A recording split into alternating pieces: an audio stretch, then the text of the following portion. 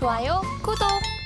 네, 안녕하십니까. 오늘 2023년 12월 첫 번째 주 경제 4부 시작하겠습니다. 내년 가게 되면 경제 5부, 6부 계속 이어갈 수 있을 것 같은데요. 뭐 이렇게 창피하십니까? 그렇습니까? 순간 얼굴이 갑자기 확 빨개졌어요. 지금. 저도 그래요. 경제 5부, 6부 이렇게 딱 들어가니까 뭔가 멘트는 계속 해야 될 것 같고 이 네. 불안한 눈빛과 그렇습니다. 시장이 재미없다 보니까 이렇습니다.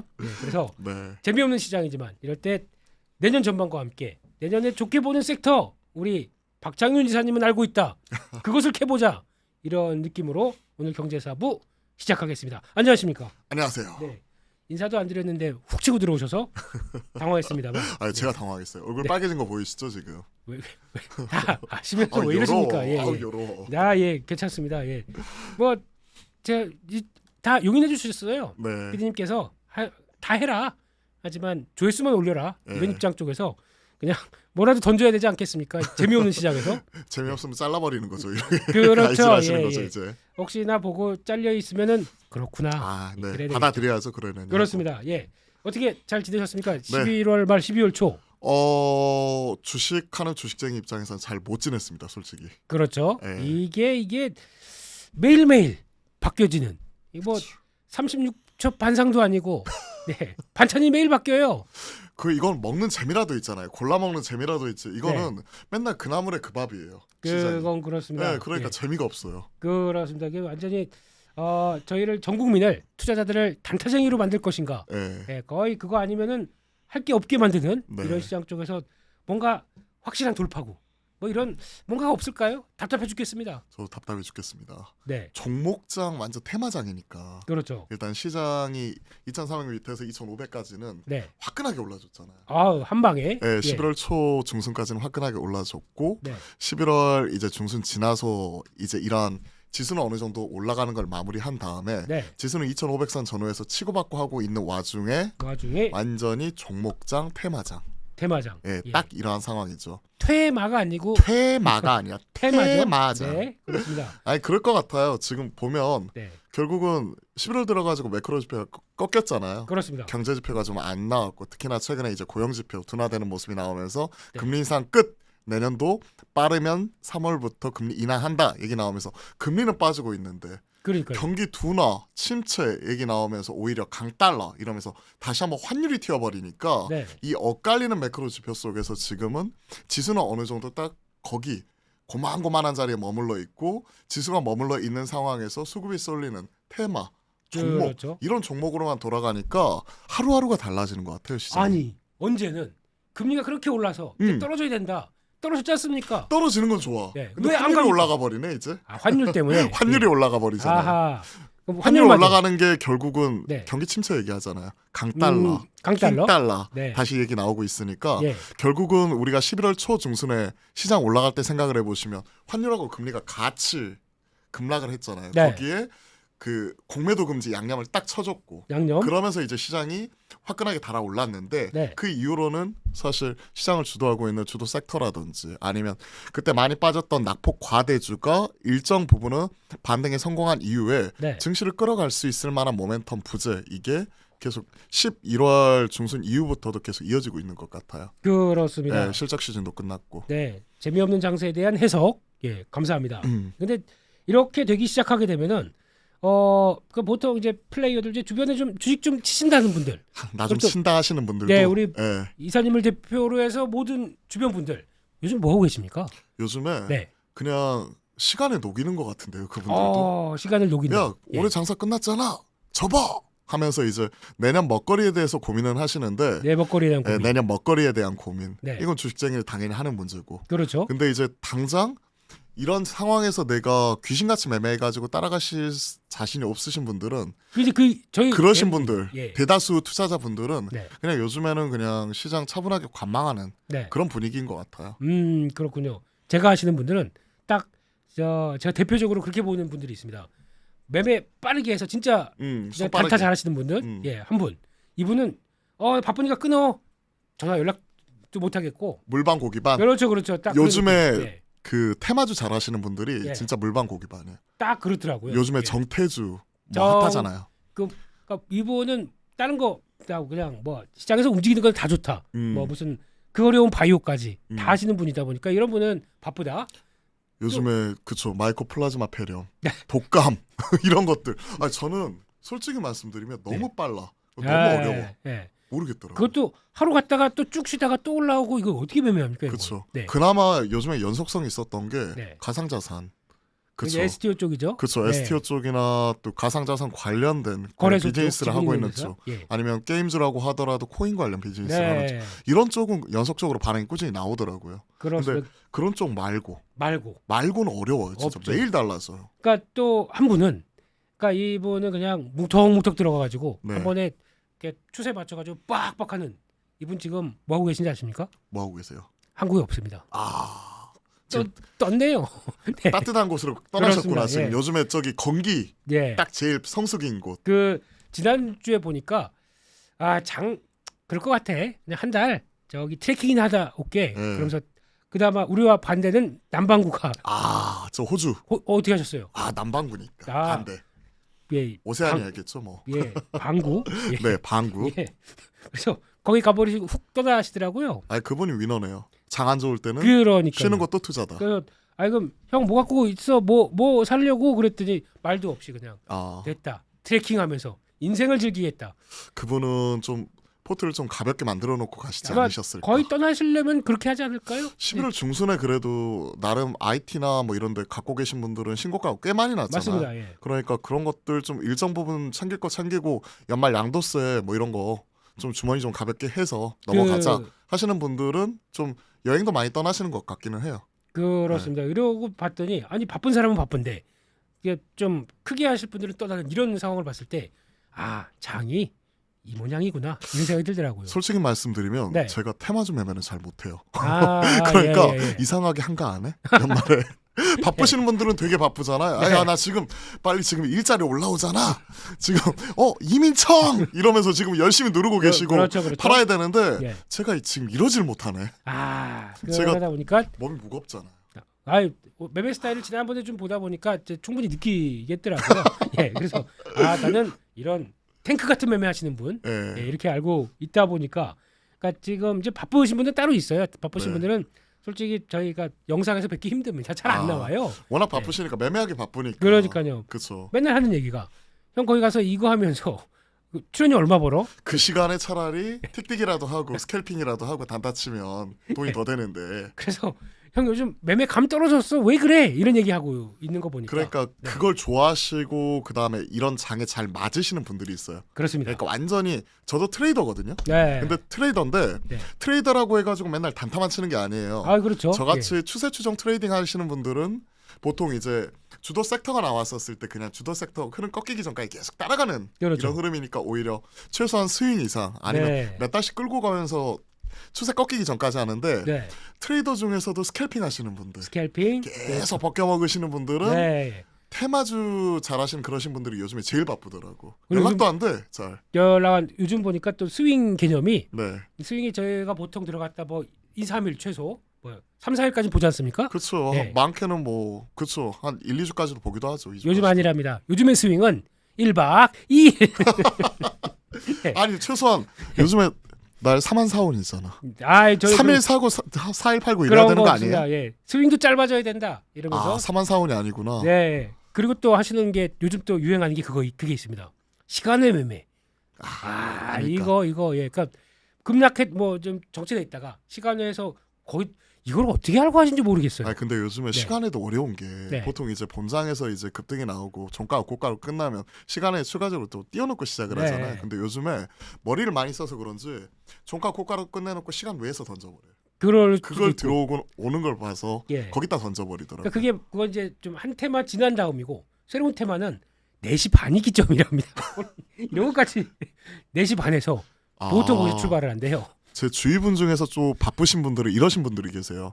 4시 반이 아니라 이분들은 본장 시작은 저녁 9시부터다. 네, 본장 시작은 가상자산 코인 매매 하시는 분들 바쁘다 이러면서 네.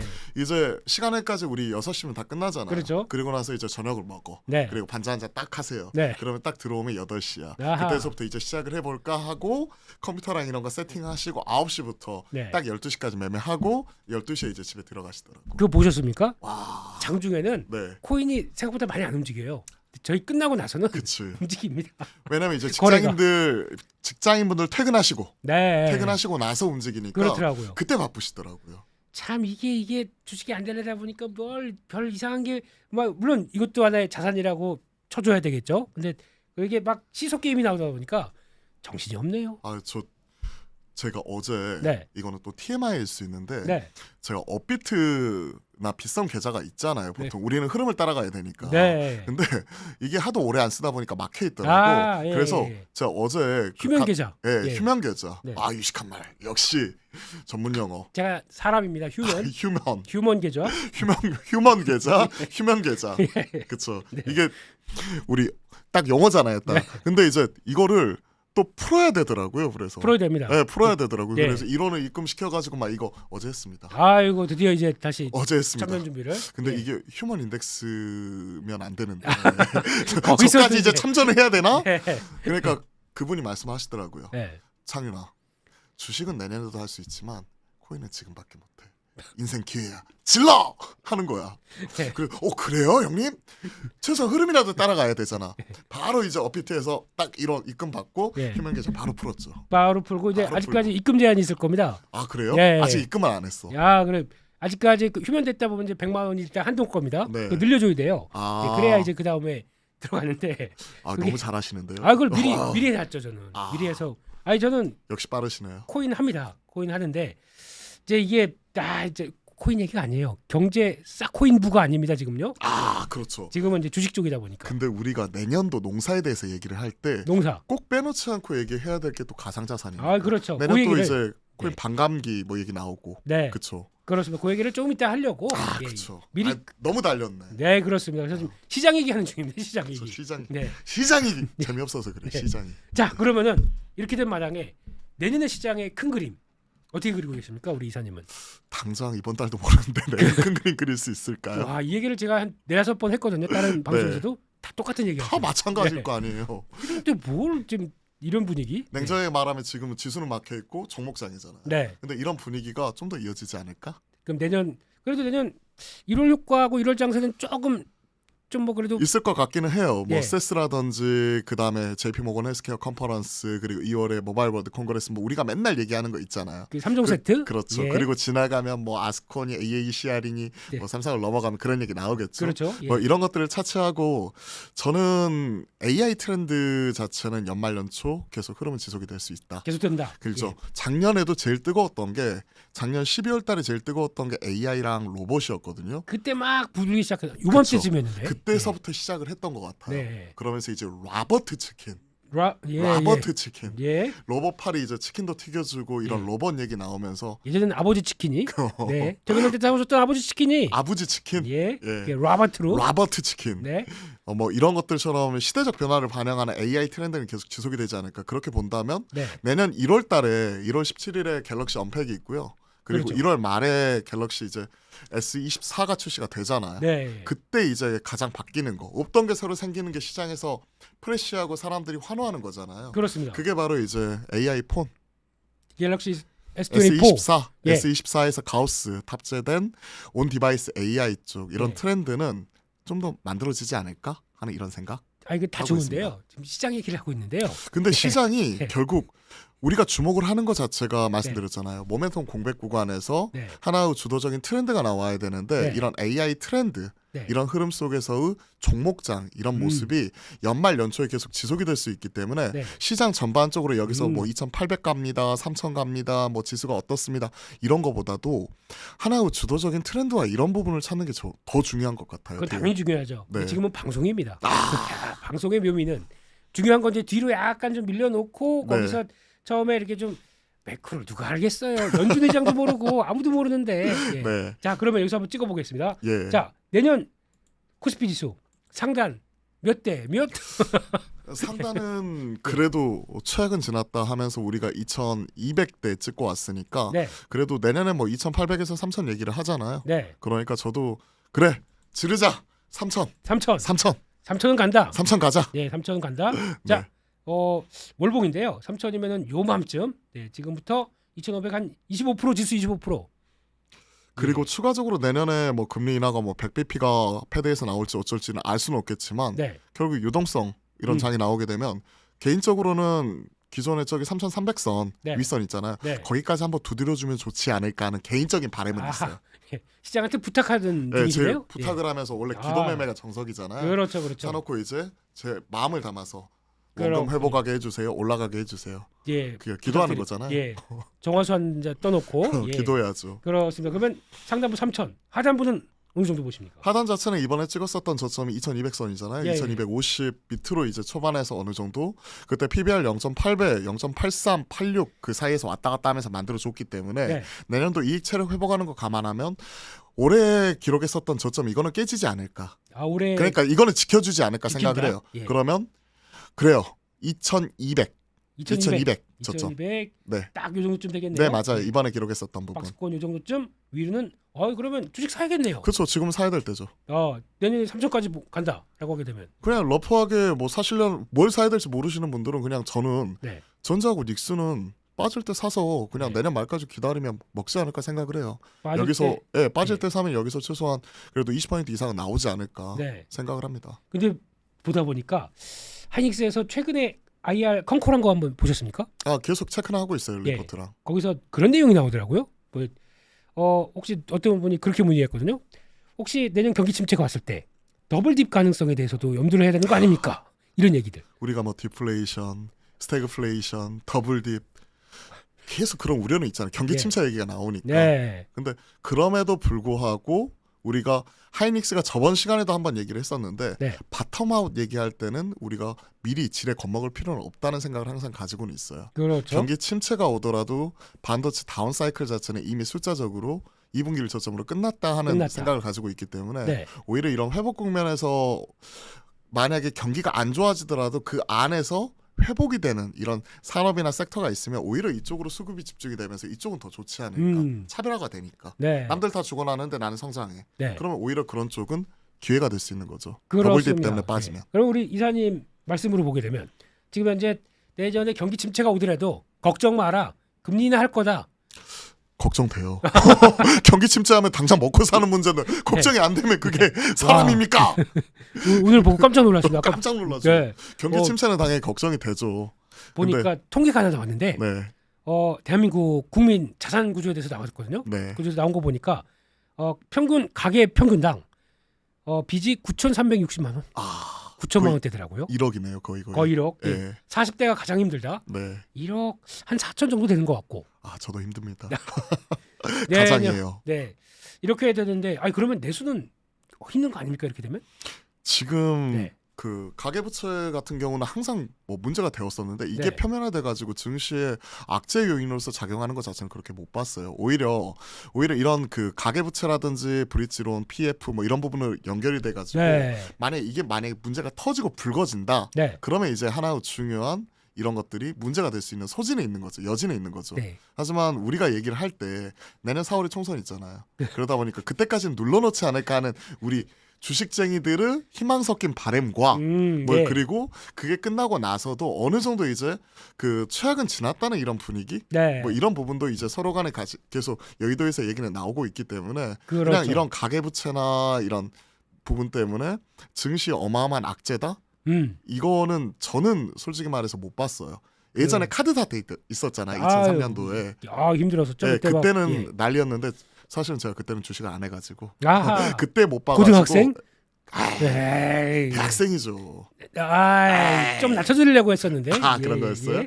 근데 그때는 못했기 때문에 그때 이후로는 제가 가계부채 문제 때문에 우리나라 가계부채 문제 때문에 빚이 많아가지고 주식이 떨어진다 이건 많이 못 봤어요.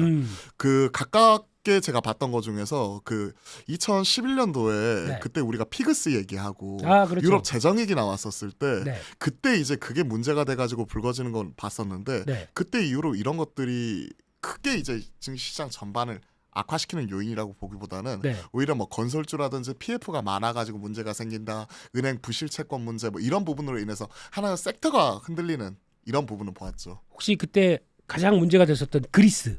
네. 요즘 증시 그리스. 예, 증시 보셨습니까? 아니 저 그리스 증시는 못 봤어요. 어때요? 한국보다 탄력이 더 좋아요. 우리가 하마스하고 서로 이스라엘 싸우고 있는데 주가 떨어지는 거 그때 우리 9월 10월 달 보셨잖아요. 네. 우리가 전쟁하고 있었잖아요. 우리가 전쟁하고 거의 뭐 마음속의 전쟁이 여기서 나오기 시작했고 코스닥 지수만 보면 그때 전쟁 났죠. 더 떨어졌으니까. 그러니까 이게 그런 것 같아요. 이게 위기가 있다. 네. 국가가 참 뭐 무슨 이거 망할 것 같다. 거기 가야 돼요. 거기 가서 그때 어떤 분이 그랬었는데 거기 가서 이런 때 그리스 가서 전망주에서 집 사야 된다. 그랬던 분이 계셨거든요. 샀는지 안 샀는지 모르겠습니다만. 네.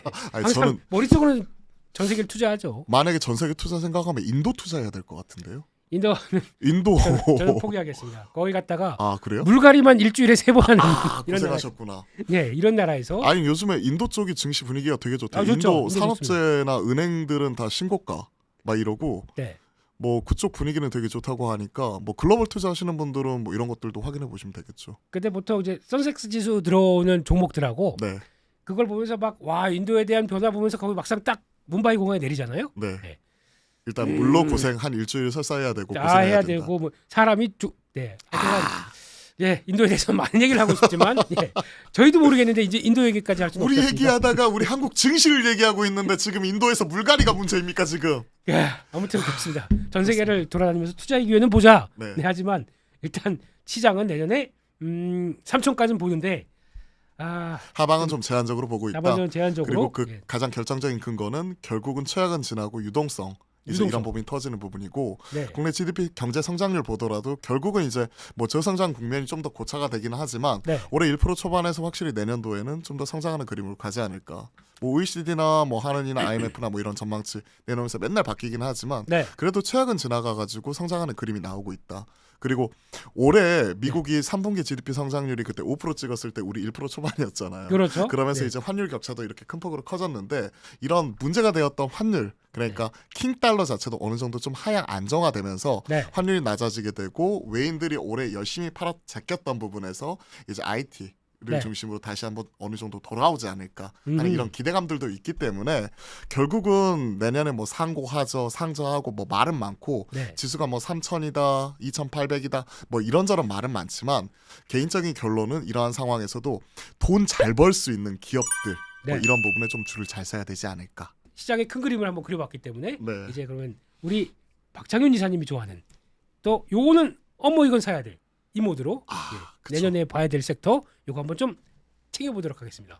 네, 섹터 딱 2개만 주시고 그 중에서 첫 번째 섹터에서 나온 얘기를 한번 훅 터신 다음에 그다음에 종목들 팍팍 요 정도로 그런데 여기서 보니까 일단은 반도체 얘기하실 거 뻔하니 알 것 같고요.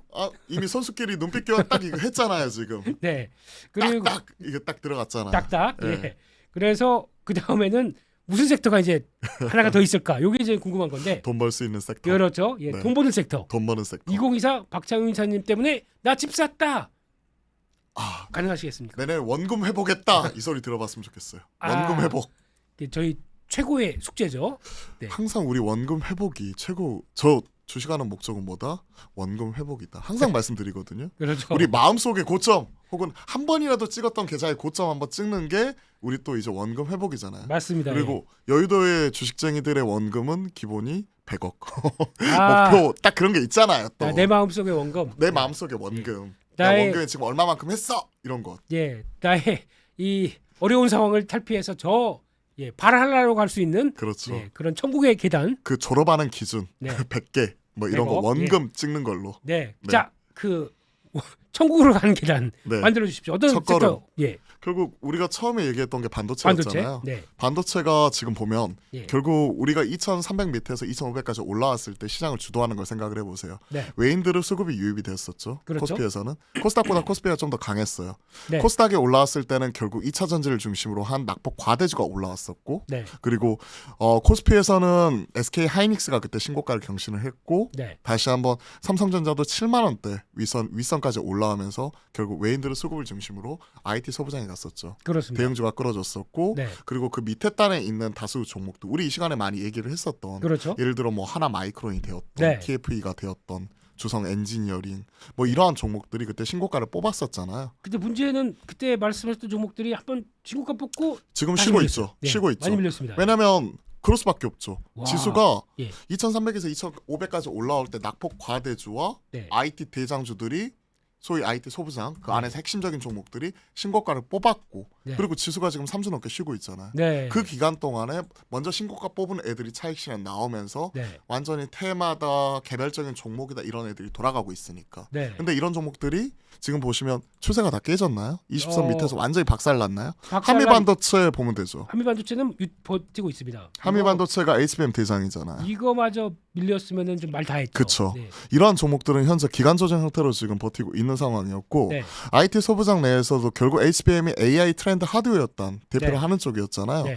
그 바통을 이어받은 게 최근에 뭐 제주반도체, 칩셋미디어 같은 네. 온디바이스 AI 쪽으로 지금 현재 IT 종목 내에서도 순환매가 돌아버렸잖아요. 네. 그러니까 먼저 신고가 갔던 애들이 좀 차익 실현이 나왔다. 네. 그리고 새로운 AI 트렌드가 IT 소부장 내에서 새롭게 부각이 되면서 그 밑에 단에서 우리가 덜 주목했었던 팹리스다, 디자인하우스다, 기판이다 이러한 종목들이 새롭게 치솟게 올라오고 있다. 네. 큰 틀에서 보면 IT 안에서 순환매라고 보고 있잖아요. 네. 결국 그리고 이를 관통하는 핵심 키워드는 결국 AI고. AI고. 네. 네. 이러한 부분을 생각을 해보게 되면 결국은 물려도 죽어도 반도체에서 우리가 죽으면 최소한 부활할 수 있는 기회를 주더라.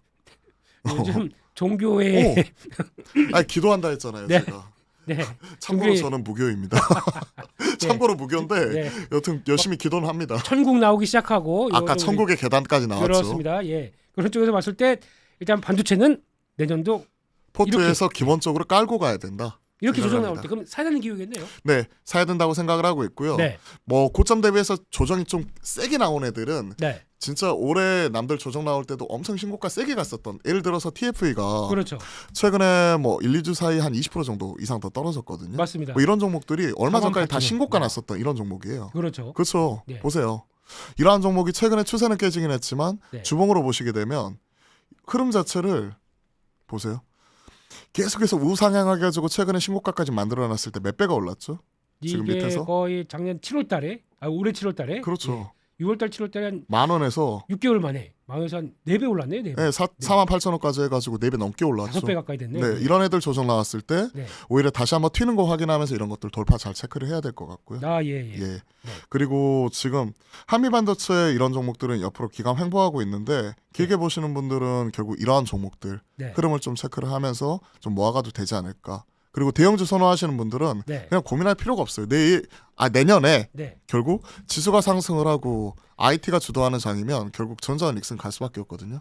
그러면 그래도 저희가 둘 다 사느니 하나로 몰빵하겠다. 자. 지금 시장에서 얘기하기에 SK 하이닉스를 탑으로 보잖아요. 네. 근데 전 전자도 괜찮다고 봐요. 그러면 돈을 드릴 수는 없고 예. 돈이 있다. 갑자기 하늘에서 뚝 떨어졌다. 네. 그러면 전자 닉스 저 만약에 20만 원 있으면 한 주씩 사고 싶은데요. 잠시만요. 제가 네. 겁이 많아. 겁이 많아서 우리 박상현 네, 한 군데 거기다 몰빵 못 찍겠어. 분산해야 된다. 예. 분산하고 싶어요. 전자닉스로. 예, 세 주 안 사고 한 주 한 주씩. 한 주 한 주씩. 예. 하나 세 주를 사는 게 아니라 한 주 한 네. 주씩 사면 되잖아요. 대형주 쪽으로는 계속 보자. 네. 이런 쪽이고. 그럼 혹시 또 요즘 핫한 쪽 온디바이스 AI. 온디바이스 AI 관련해 가지고는 확실히 구조적 변화가 나타나고 있는 쪽이 팹리스 같아요. 팹리스. 결국 예. 엣지 컴퓨팅 얘기를 하게 되면 그쪽으로서 저전력으로서 처리할 수 있는 결국 NPU 쪽 네. 이쪽이 계속해서 부각이 되고 있잖아요. 네. 그러면서 이제 칩셋미디어나 제주반도체가 지금 핫하게 달아올라오고 있는데 네. 많이 올랐잖아. 저는 이거 실적 보고 깜짝 놀랐어요. 이런 게 왜 부각을 못 받고 있었지라는 생각 들었는데 원래 이게 MCP라고 그러지 않습니까? 네, 맞아요. 통신용 MCP라고 그래서 이걸 되게 좀 많이 안 쳐줬어요. 이 멀티. 솔직히 MCP 쪽은 멀티스 패키지 네. 이런 쪽이라든지 그 시스템 패키지 SIP 뭐 이런 쪽 있잖아. 이런 네. 쪽은 사실 통신적 죽으면서 같이 죽어버렸잖아. 그렇죠. 예. 그리고 근데- 폰이 안 팔리니까 죽었고. 그렇죠. 근데 의외로 실적이 꾸준하게 늘어나고 있었더라고요. 오히려 짱짱하고. 네. 그러다 보니까 이게 시총이 그때 한 2,500억도 2천억도 안 됐을 때는 맞아요.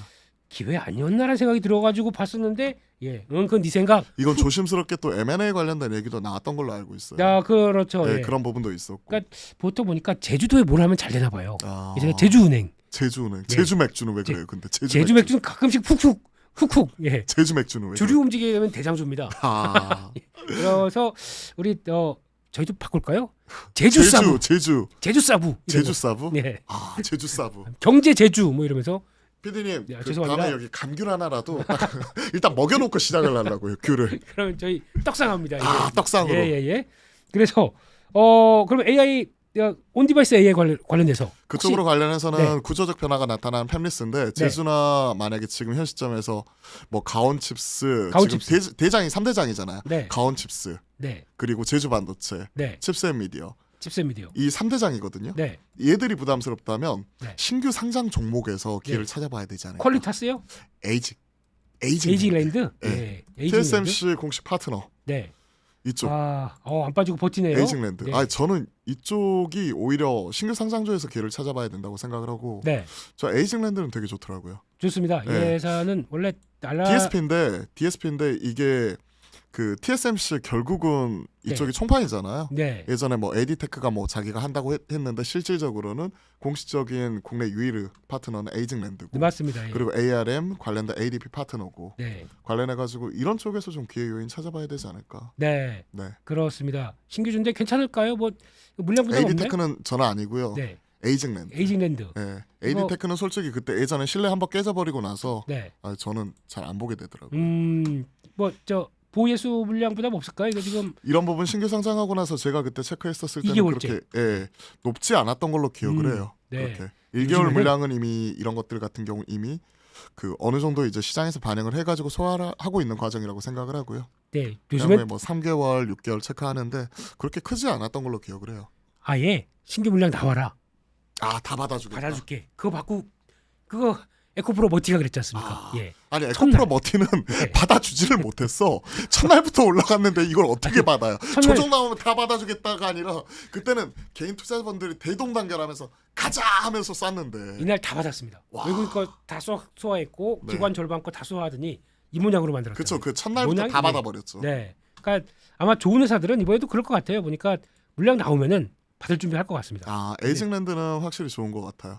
근데 반면에 파두는 이건 아닌 것 같아. 파두는 요즘 온갖 밈 짤 많이 나오는데 이거는 지금 현 시점에서 우리가 그 문제가 터지고 나서 그때 숫자 나오고 나서 문제가 터졌잖아요. 매출 3억 찍고 나서 상장하려고 이거 마사지 했던 거 아니냐. 근데 그때 오랜만에 듣네요. 마사지 전문 용어 나왔나요? 그렇죠. 필드 영어? 그리고 나서 이제 뭐 사기 상장이니 이게 문제가 있었다는 말은 많았고 대표이사가 이제 이거 해명하기 위해서 IR을 했는데 IR 하고 나서도 뭔가 찝찝해. 4분기에 실적이 나옵니다도 아니고 우리가 신제품으로 대응을 해서 4분기에도 열심히 우리가 신제품으로 도전을 할게요. 그 말은 숫자가 안 나온다는 얘기잖아요. 도전을 하겠습니다.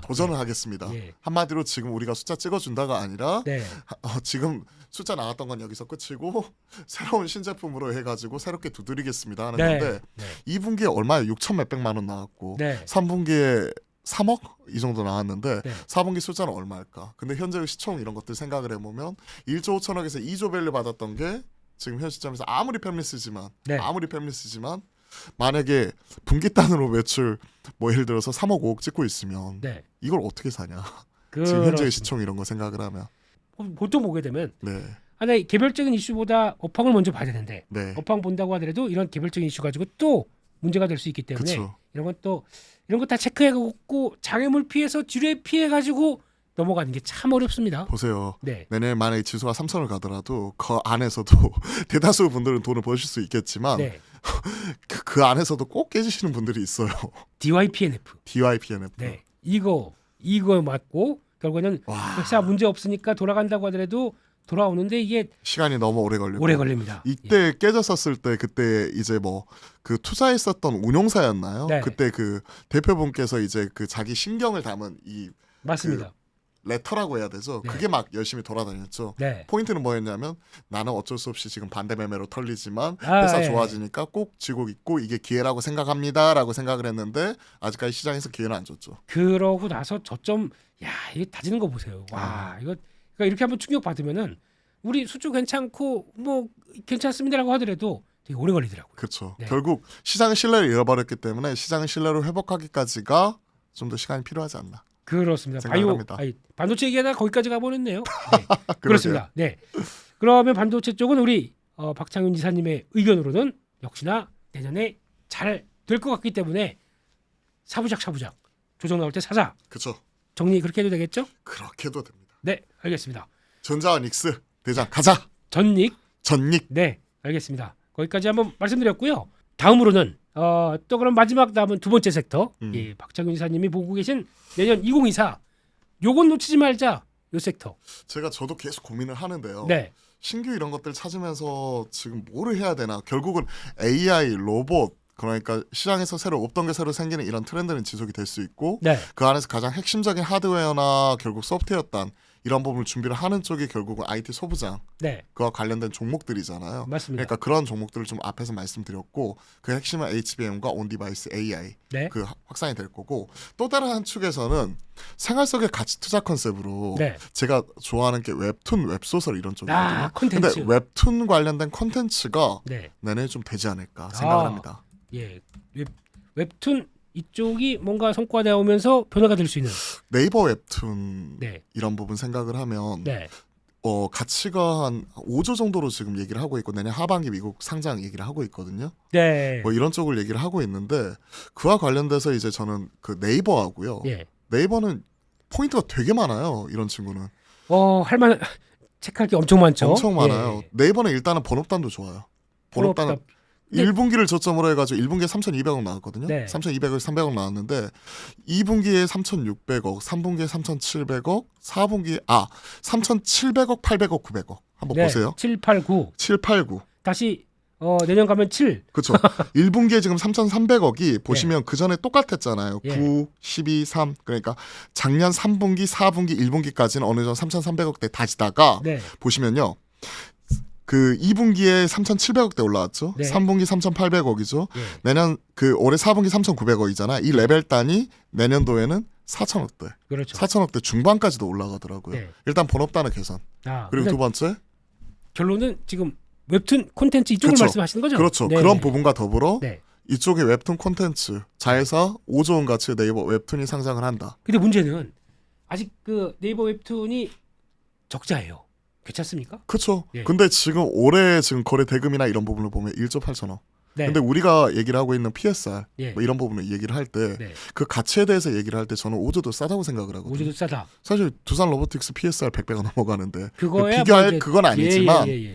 이와 관련된 컨텐츠 네. 이런 부분을 생각을 하고 그다음에 글로벌 시장에서 경쟁력을 가지고 있는 부분과 네. 지금 최근에 마케팅 프로모션 비용을 줄임에도 불구하고 자연 성장률 자체가 두 자릿수 가파르게 나와버리거든요. 네. 그리고 2030년까지 성장 이런 거 데이터 이런 것들 통계 사이트에서 본 적이 있는데 네. 거의 뭐 50%씩 100%씩 이렇게 꾸준히 성장하는 데가 네. 웹툰 말고 어디가 있을까 네. 고민해보면 네. 이쪽이 내년에 다크호스가 되지 않을까. 그러면 네이버 웹툰 관련된 컨텐츠 생각을 하면 결국은 이러쿵저러쿵 해도 네이버인데 번업단도 돌아서고 있고 네. 컨텐츠 같이 거기에 AI까지 같이 몰려있잖아요. 네. 네이버 Q 검색형 Q 이제 AI 네. 이런 서비스 이게 지금은 PC에 일부에만 적용이 되어 있지만 이게 네. 내년에는 모바일로 정식 이렇게 탑재가 되는 부분이니까 네. 온 디바이스 AI 폰 출연과 더불어 네. 이런 우리가 모바일 단에서도 AI 검색 서비스 네. 활용을 할 수 있는 부분이 네. 이제 내년도에 본격화된다 생각을 하면 저는 이런 컨텐츠와 더불어 웹툰 네이버 얘가 대형주 중에선 되지 않을까 네. 생각을 하고요. 네. 그러면 좀 외로운 친구가 하나 있지 않습니까? 카카오는 왜? 카카오는 네. 일단은 내년 4월 이후에 보시죠. 4월이 피코마도 있는데. 그렇죠. 피코마가 실질적으로는 전 세계에서 이제 벌어들이는 돈이나 이런 것들 생각하면 1등이에요. 1등입니다. 그렇죠. 네. 1등이고 네이버 라인 망가 2등, 그다음에 네이버 웹툰 3등, 맞습니다. 그다음에 4등이 카카오 페이지 막 이러거든요. 네. 그러니까 카카오도 좋긴 좋아요. 근데 네. 얘는 번업단이 돌아서지 못했고, 그죠? 그리고 지금 제일 시끄러운 동네잖아요. 아하. 그러니까 이런 것들이 노이즈 있는 걸 싫어요. 시끄러운 거 싫다. 시끄러운 거 싫다. 네, 알겠습니다. 그러니까 웹툰을 보더라도 네. 컨텐츠를 보더라도 네. 오히려 차라리 깔끔한 네이버가 더 좋지 않을까. 그래서 보니까 요즘에 네이버에 치칙 혹시 아십니까? 치치직 네. 알죠. 치칙. 이름 잘 지었어요. 저거 보고 네이밍 대박. 근데 발음하기가 어렵더라고. 치치직. 저희 같이 혀 짧은 사람들은 네. 이거 굴려줘야 되는데 네. 이게 발음하기가 힘들어. 그냥 예전 치치직. 예전에 그 TV 그 안테나 잘못 달았을 그쵸, 때 치지직 하잖아. 그거랑 똑같이 그냥 너 그거 알아? 치 이랬으면 좋겠어요. 예. 요거 좀 내년에 크지 않을까요? 그렇죠. 이게 이번 주에 보면 그 직원 테스트 마무리하고 12월 중순에 이제 이거 베타 버전 출시를 한다고 하죠. 그리고 내년에 정식으로 런칭을 하게 되는데 괜찮을 것 같아요. 이거 사업 가치만 해서 1조 얘기를 하고 있거든요. 아직 런칭도 안 했는데.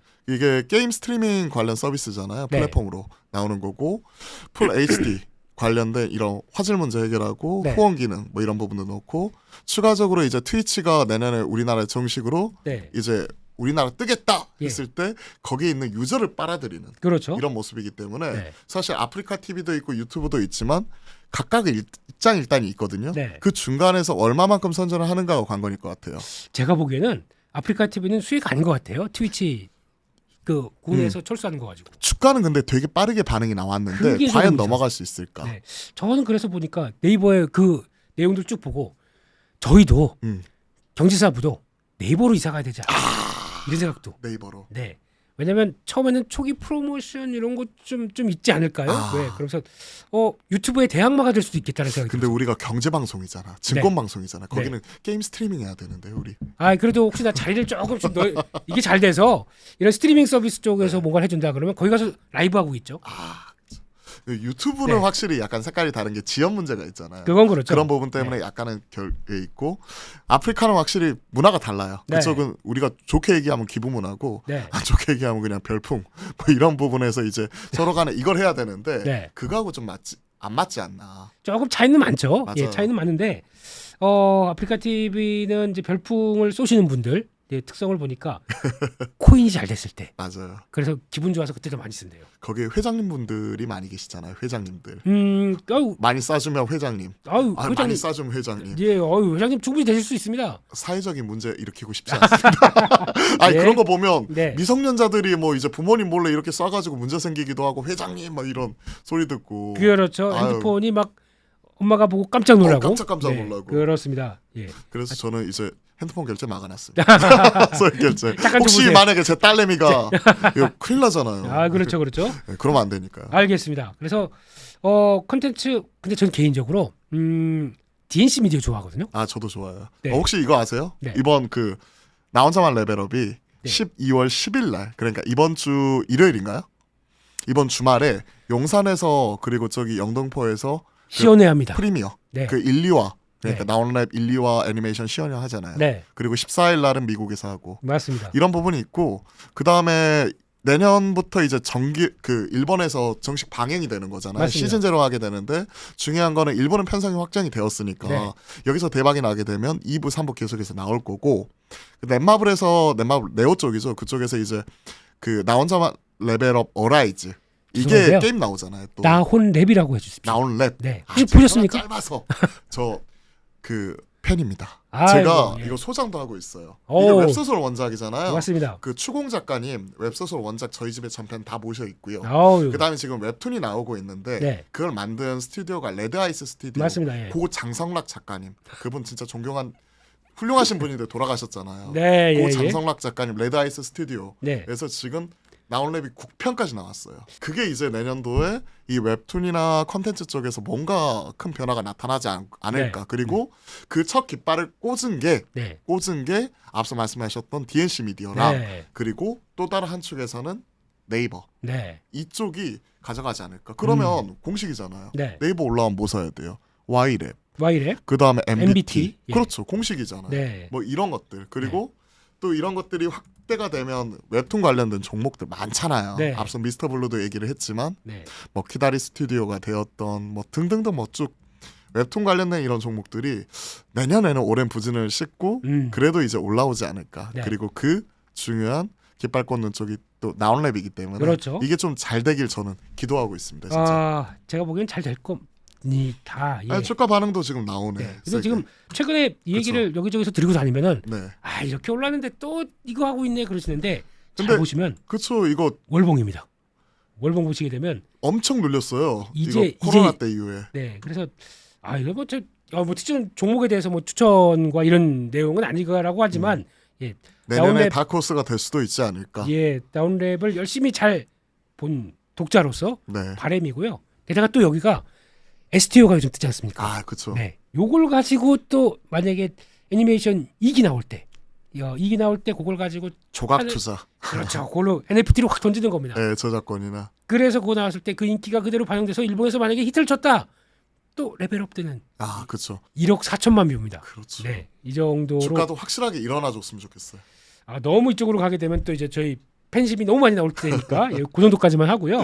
네. 네, 그런 쪽에서 일단 이게 지금 변하고 있다. 예. 이것도 한번 보셨으면 좋겠고.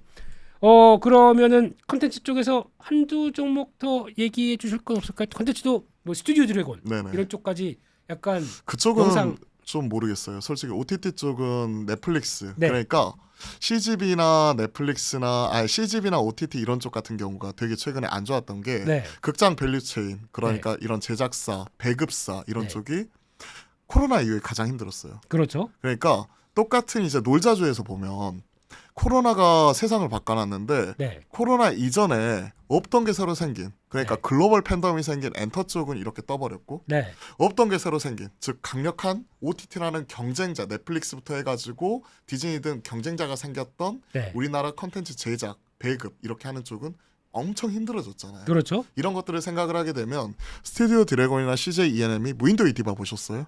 무인도의 인기요? 무인도의 디바.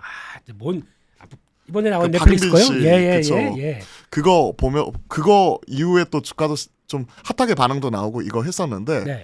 이런 것들이 계속 히트작 나오면서 시장 반응 우리가 알 수가 있는 게 아니잖아요. 그렇죠. 그런 것들 생각을 하면 연속성에 대해서는 솔직히 말해 잘 모르겠어요. 근데 CJ ENM이 내년에는 정상화 된대요. 엄청 핫다. 근데 그 얘기를 제가 네. 작년 이맘때도 들었고요. 재작년 이맘때도 들었어요. 작년 이맘때는 딱 그러네요. 네. 연말쯤 되면 항상 올라오고 그러다가 다시 빠지고 또 빠지고 네. 올라오고 빠지고 딱 특징이 있네요. 연말 때쯤에 항상 올라오네요. 그리고 나서 CJ CGV는 유중 때려가지고 박살이 아이고. 났었었죠 그때. 그러고 나서 CJ 그룹에 대한 신뢰도가 확실히 망가져 있는 상황들인데 네, 그런 것들 생각을 하면 모르겠어요 이쪽은. 그 패스 모르면 저는 패스. 알겠습니다. 그래서 과감하게. 우리 박재윤 지사님은 내년에 주목해야 될 섹터 2개를 꼽으셨는데 네. 그중 하나가 근데 이건 웹툰 쪽은 하나가 이제 반도체 또 하나가 이제 컨텐츠 쪽인데 네.